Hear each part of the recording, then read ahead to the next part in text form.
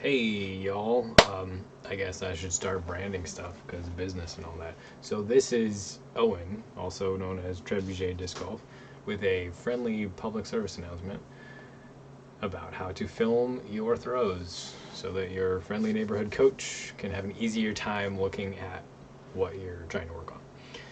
So, um, we don't need sound because we have my lovely voice. Okay, so what I'm suggesting here is just a set of basic principles and best practices for filming that'll make coaching your stuff a lot easier. So first, you'll notice I have set two discs up. So I've got one yellow guy in the back. That's the back of my teepad. One orange guy in front. That's the front of my teepad. And I am filling up the frame for the most part with my teepad. I've got a little bit of extra room up here. If I was worried about wobble, off-axis torque, I would, zoom out a lot, make this space 3 to 4 times bigger so that you could see exactly how much the disc is wobbling out of my hand. I throw perfectly every time, so wobble isn't an issue. That thing is a laser. The previous statement was a lie. But I'm the key point here is that I'm filming from exactly 90 degrees off my teepad. If you film from like over there, it makes the mental calculus of determining where your angles are and where exactly you're putting your feet a lot harder for absolutely no benefit. There are some situations where you might want to do that, like if you're checking shoulder height and stuff for hyzer angle, but that's in the advanced class. You will also note my camera is in horizontal mode.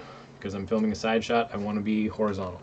If I'm filming a rear shot, it's okay to be vertical, and sometimes that's better. You will also note the camera is stationary. My 5-year-old is not holding it. They're not going to pan from over here to over here to over here. That makes things difficult for the coach. I can't draw neat little lines on the ground about where your feet and where your disc are and have them make any sense because the camera is moving. So film from 90. Film horizontal on a side shot. Film with a stationary camera. Fill the frame with your body from the back of the teepad to the front of the teepad. Be mindful of lighting. You'll note there is not a pretty sunset behind me. It's overcast. The light is fine. Don't film with the sun behind you. It makes it really hard, especially if you're wearing all black like a jerk. Makes it really hard to see what's going on with your body positioning. So that's about it for that. Can show you my throw so you can all make fun of me just for fun. So another point here, if you want to be extra cool, don't send me a 2-minute video of your throw, right? Or a 1 minute and 19-second video, because all this crap doesn't matter unless we're intentionally looking at your pre-shot ritual. All I need is that little 3 seconds right there. So your clip could literally be from here, boop, boop, boop, boop, boop, motion stops, there. What's that? From 21 to 26. So I don't know how math works, but that's not very many seconds, right? So if you want to be extra super polite to whoever's coaching and make it easier for us to scrub and look at any given frame in your throw, if you have the ability to edit your video and cut it down to not more than 10 seconds, that is super helpful. Okay, next, back shot, same stuff. You don't need to get as nitpicky on setting up discs and making sure your frame is right, because basically you need to know where this spot is right here and then stand on it and start your throw. So again, I don't need to look at your stink eye of your camera. You could trim it to, come on Google, to right about here. As soon as there's motion, then it's fine. Throw happens.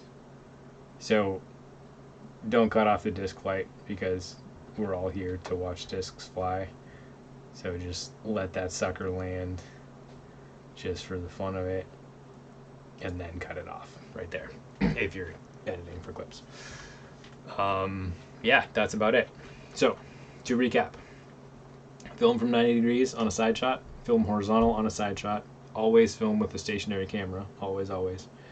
Fill up your frame with your body, both in rear shot to some extent and the side shot. Be mindful of your lighting, no bright lights behind you, and the rear frame is pretty easy.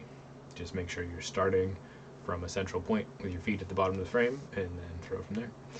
All right, ask questions if you got them, and please, please, please film this way for all of your videos on this page and everywhere else in the future.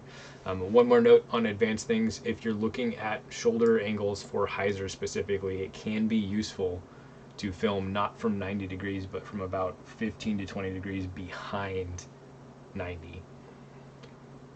That is so that we can see the height of your rear shoulder without your head being in the way.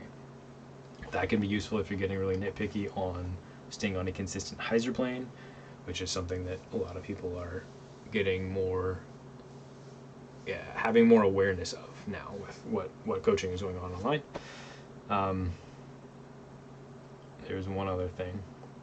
You may want to film on a back angle if you're looking at shot shape for any reason, or looking for wobble. Like here in this shot, I'm filming from directly behind because I was looking at my footwork and my shoulder tilt.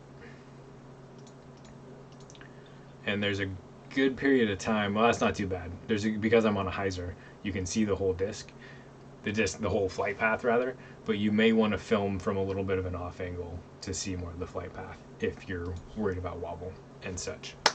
So that's all I got. Ask questions and film more better.